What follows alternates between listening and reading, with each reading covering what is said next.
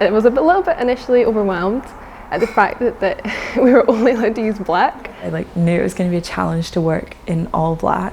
I wasn't hugely excited, but I think the more I've got into it, I've actually realised that it's a really good opportunity to actually develop my work properly, really try out different techniques, and just go much deeper into looking at form and shape, and different ways of showing up different techniques on black.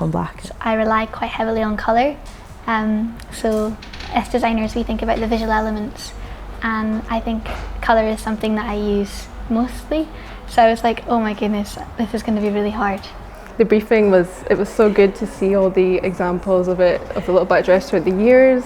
And when it came to the theme of diversity and inclusion, I knew straight away that what I wanted to do was to do something about autism acceptance, because I could relate to it with my personal experience of being diagnosed with autism as an adult, and the journey I've been on to accept that part of myself, and the journey to be accepted by others.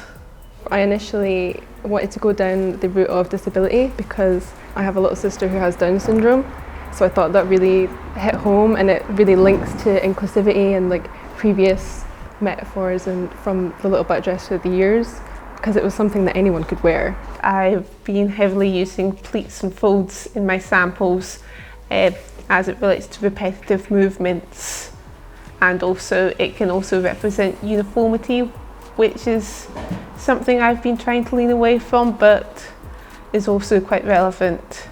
I sort of just honed in on her specific sensory toys because they were so different and they offered a lot of different qualities. I made this piece specifically to reference my sister's disc toys, and I incorporated laser cutting to cut these discs, with also reusing some bits and bobs I had around.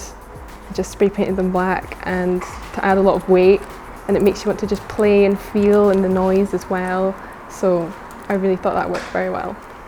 We're so obsessed with youth in our culture, and I wanted to kind of shine the spotlight on how people who are in their 80s and 90s are just as important as people who are 17 or 18.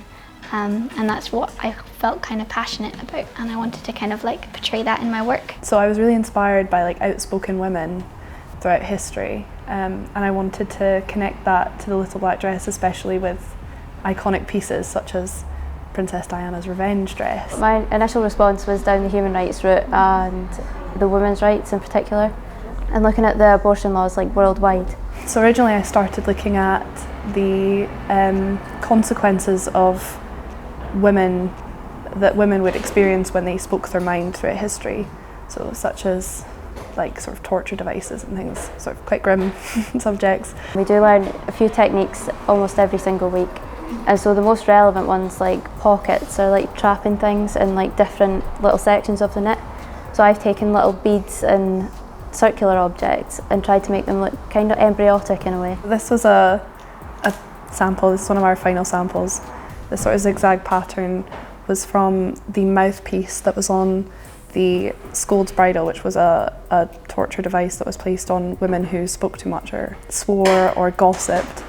So I exaggerated the piece, put it into the laser cutter and added that in, and it sort of makes a sort of angry mouth looking pattern in the piece, which I think is quite interesting. Never really worked in all black before, so that was quite exciting to sort of explore more of the materiality and textures. It was something I was leaning a lot more towards. We learnt how to use the laser cutting this year. So usually it would just be traditional techniques that we would make a bit more abstract.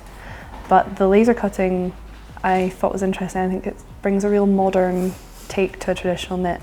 And it's not something I would usually do, but it's been great to experiment with that this year. I've been doing a wee bit of perhaps a bit unconventional with knitting with the bin bags. I've been making bin bag yarn and putting that through the domestic knit machines, which was a bit of a struggle, and it's a bit of a process to make it. I scanned my drawings and then printed them onto acetate, and then exposed them onto screens, and then printed the drawings onto fabric. I took it in a direction of looking at contact dermatitis and hand eczema, It's something that personally I have experience with.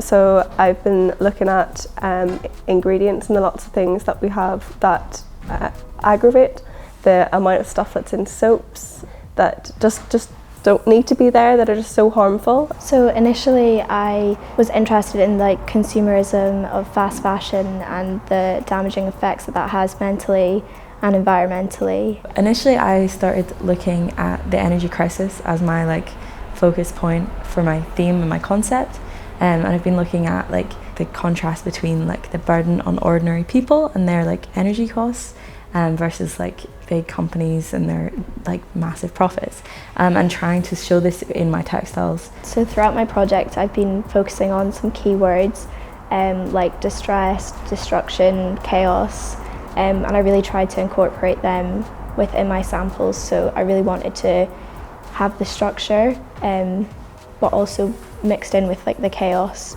And yeah, so some of my samples do look quite messy, but that's kind of what I was going for, just to really show that.